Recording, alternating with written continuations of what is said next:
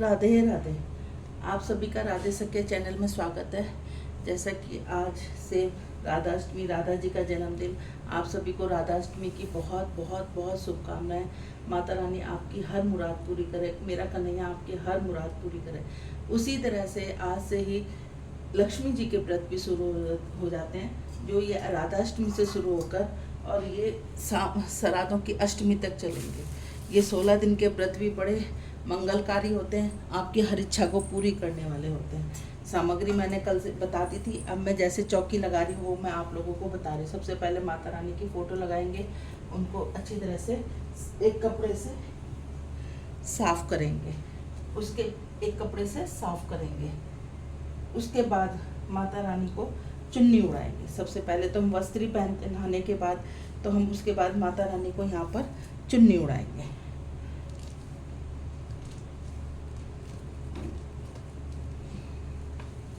चुन्नी उड़ाएंगे।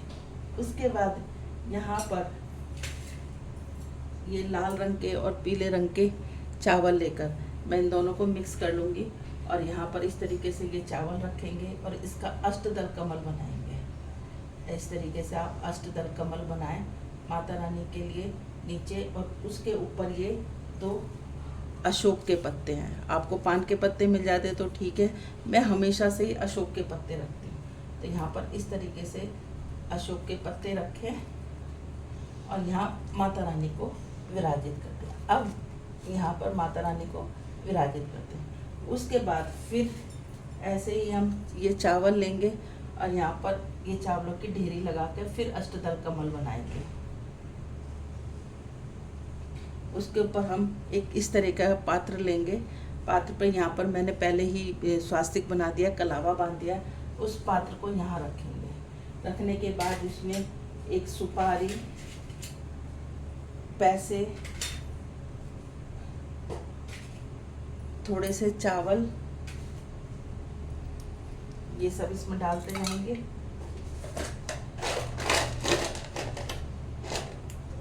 मिश्री, और उसके बाद ये 5 अशोक के पत्ते हैं, इसके चारों तरफ लगा देंगे।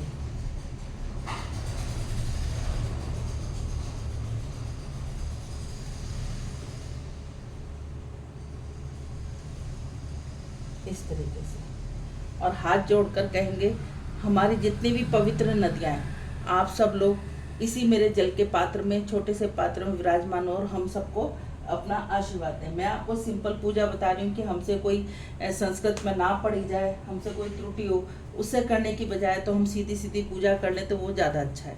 उसके बाद हम इस तरीके से एक श्रीफल लेंगे और श्रीफल पे आप चाहे तो चुन्नी लपेट सकते हैं या कलावा। मैं कलावा लपेटती हूँ, क्योंकि चुन्नियों को फिर हम इधर उधर डालते हैं तो पेड़ों के पास भी डालेंगे तो पेड़ भी खराब होंगे, और नदियों में डालेंगे तो नदियों का, हमारी पवित्र नदियों का जल भी खराब होगा। तो इसलिए मैं इसमें कलावा लपेटने के बाद इसको इस तरीके से रख के और माता रानी के आगे हाथ जोड़ लेती हूँ और आह्वान करती हूँ कि हे गणेश जी महाराज, हे माता रानी, हमारे घर पर आकर विराजमान हो, हमें सुख समृद्धि प्रदान करें, हमारे घर को धन धान्य से भरें, हमें सद्बुद्धि दें। उसके बाद मेरे पास ये, मैंने कल बताया था आप लोगों को कि मेरे पास ये 9 स्टैफिक के श्री यंत्र है। अब मैं उनको स्नान कराकर इनको विराजमान करूंगी।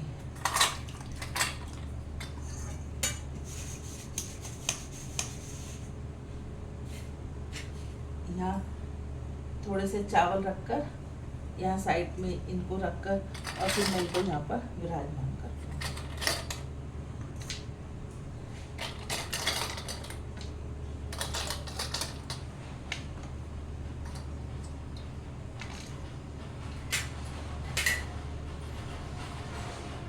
इसके बाद मेरे पास ये दक्षिणवर्ती शंख है, जो ये भी एक माता रानी का प्रतीक, लक्ष्मी माता का ही प्रतीक माना जाता है। इसको भी मैं यहाँ पर विराजमान कर दूँगी। इसके बाद मैं 2 इस तरीके से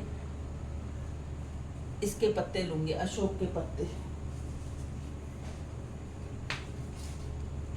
2 अशोक के पत्ते लेने के बाद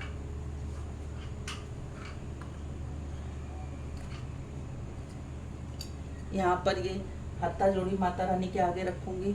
यहाँ पर ये सियार सिंह जी है, ये रखूंगी। ये सब हम लोग दिवाली पर सिद्ध होती है हमारे यहाँ पर, क्योंकि मेरे हस्बैंड का काम जो है वो ज्योतिष और वास्तु से का काम ही करते हैं। तो यहाँ पर अब ये श्री यंत्र, गोमती चक्र और हत्या जोड़ी वगैरह ये सब चीज़ें हमारे यहाँ पर इन दिनों में दिवाली पर सिद्ध होती हैं। ये ऐसे ही रखने का इनका कोई फ़ायदा नहीं है, इसमें पूरे हाथ वाथ सब कुछ बने हुए हैं। तो ये हत्ता जोड़ी होती है, ये कोई गलत चीज़ नहीं है। ये पेड़ों के बीच में से एक पवित्र पेड़ होता है, उसके पेड़ों के जड़ों से ये निकलती है। उसके साथ में यहाँ पर ये गोमती चक्र रख दूंगी।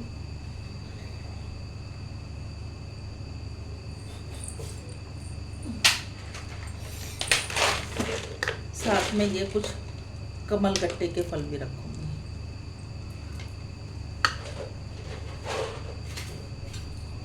और ये 5 कोड़ी भी रखूंगी। मैं आपको ये सर्फ औषधि मैंने पहले डाल दी थी, दिखाना भूल गई थी। मैं ये सर्फ औषधि भी ज़रूर डालती हूँ, क्योंकि ये भी एक माता रानी को बहुत पसंद है। तो इस तरीके से लेके इसमें सर्फ औषधि भी मैं ज़रूर डालती हूँ।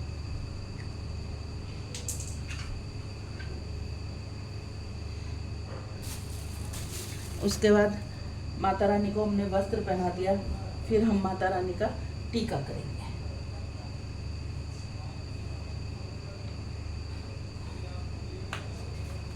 इसके बाद चावलों का चावल लगाएंगे। इनके साथ साथ ही इनको भी सबको टीका करके चावल लगा देंगे।